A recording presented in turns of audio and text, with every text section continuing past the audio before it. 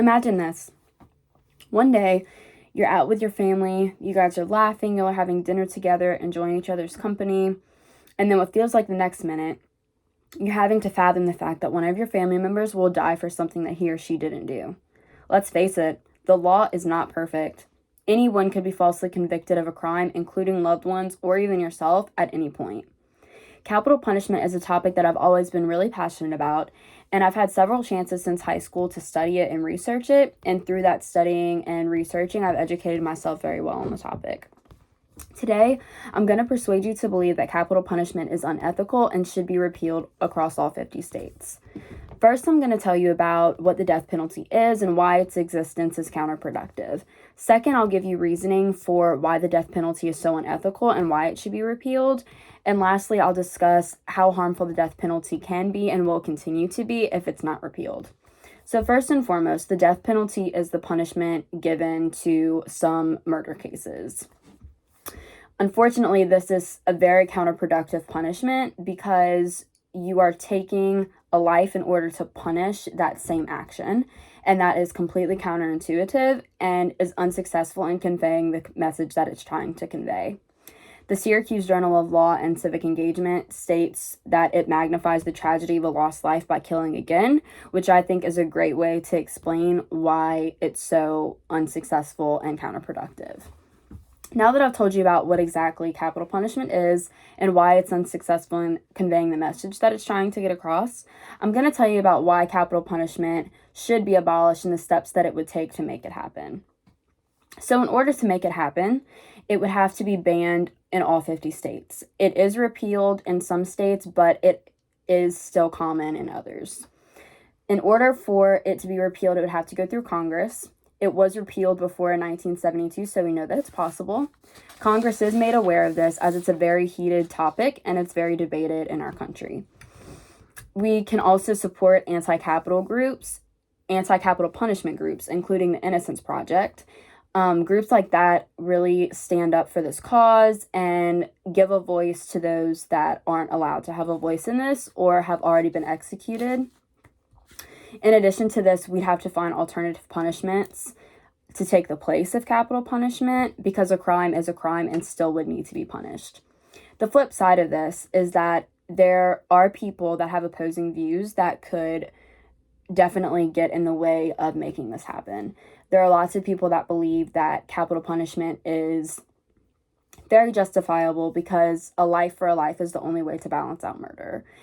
There are also other people that believe the death penalty should stay in place as a scare tactic for potential murderers, which, again, it's not just a justifiable reason to be killing people. That is incredibly unethical. Northwestern law states that approval for capital punishment rose from 67% to 80% between 1981 and 1994. This opposition is absolutely one of the stronger forces in this debate and has made it very difficult for any action to take place one way or another. So now that I've told you about what capital punishment is, why it's unsuccessful, why it needs to be abolished, and how it can be repealed, I'm going to inform you about how harmful the death penalty is every day and how harmful it will continue to be. Innocent people will continue to be wrongly convicted because the law is not infallible. Michigan University law explains that the rate of wrongful convictions is truly unknowable at this point, but that an estimated 4.1% of convicted people would be exonerated. And according to deathpenaltyinfo.com, there are not many cases that can stand as evidence or support this because attorneys tend to use their time and resources to fight for the cases that can still be won. So there's very little time or resources left to put towards solving these cases for people that were already executed. There are very positive consequences to solving this problem on a larger scale. Eliminating capital punishment will eliminate the justification for taking another life. So this would take away the authority that higher powers have right now to execute this law. On a smaller scale, families of wrongly convicted felons will not have to lose sleep over the fact that their loved one may be on death row for a crime that they may or may not have committed. There is a time limit for reopening a case. to reverse a charge or sentence, and in most cases, it can only be reopened with new evidence. In addition to this, whenever someone is on death row, when their time comes, it's very difficult, if not impossible, to stall their execution date. So if they were in the process of trying to solve the case and they couldn't do it by the time that the date came for them to be executed, it would be very difficult to prolong it. So all in all, we talked about what capital punishment is and why it's so unsuccessful in conveying a clear message.